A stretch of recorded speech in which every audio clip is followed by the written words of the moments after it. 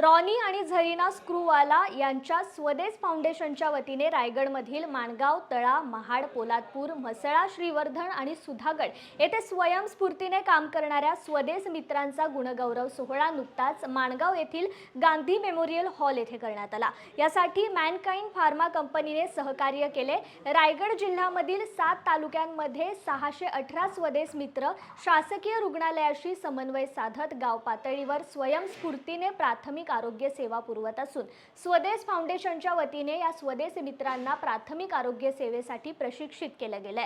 त्यांच्या गौरव कार्यक्रम प्रसंगी स्वदेश फाउंडेशनच्या संस्थापक झरीना स्क्रूवाला यांनी दूरदृश्य प्रणालीद्वारे मार्गदर्शन करून पुरस्कार प्राप्त स्वदेश मित्रांचे कौतुक केले।